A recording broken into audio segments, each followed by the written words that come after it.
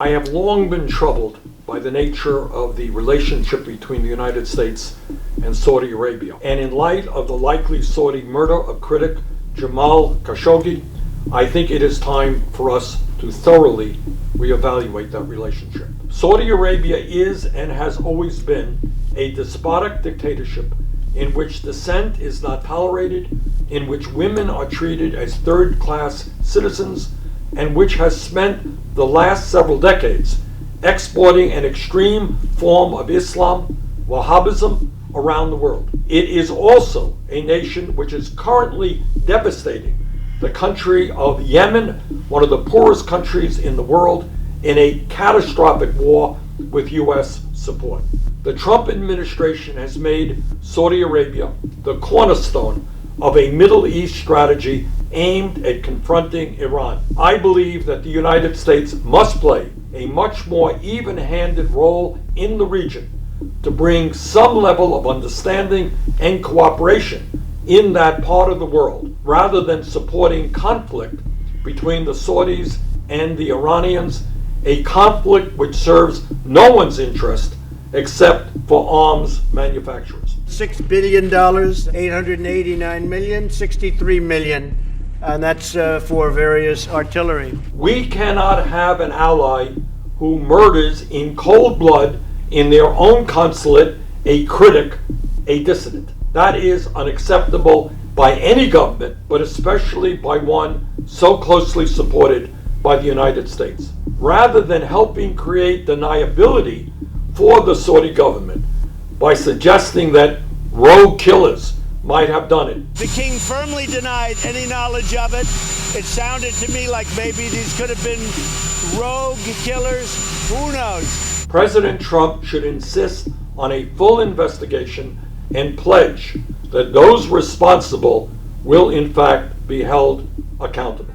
Since March 2015, a coalition of Arab states led by Saudi Arabia and the United Arab Emirates have been at war in Yemen, a war which has created a humanitarian disaster in one of the region's poorest countries. Many thousands of civilians have been killed in that war. Many more have been made homeless, and Yemen is suffering right now the largest cholera epidemic in modern history. Millions are at risk of starvation, according to the United Nations refugee agencies. Right now, some 75% of Yemenis are dependent on food aid. The UN considers it a catastrophe when 25% of a population is dependent on food aid. In Yemen, it is 75%. We are on the brink of a major famine there. Further, the United States is deeply engaged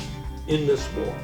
We are providing the bombs the Saudi-led coalition is using.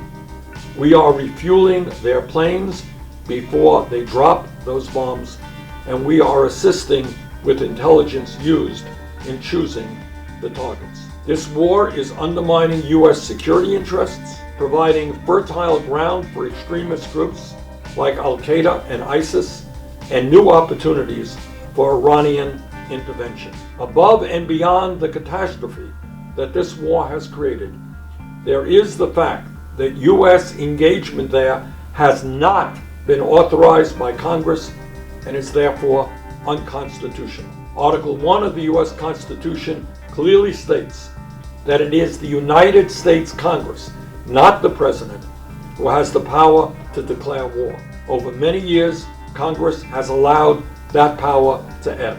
Earlier this year, along with Senators Mike Lee and Chris Murphy, I introduced Senate Joint Resolution 54, which uses 1973 War Powers Resolution to compel the Trump administration to withdraw U.S. involvement in this war. This past March, the Senate tabled this resolution by a vote of 55 to 44. This crisis has only gotten worse since then, and our complicity is even greater. Next month, when Congress reconvenes, I intend to bring this resolution back for a vote on the Senate floor to give my colleagues another opportunity to end U.S. support for this catastrophe to reassert congressional authority over matters of war, and to show the Saudi government that they do not have a blank check from the United States to continue human rights violations. Thank you very much.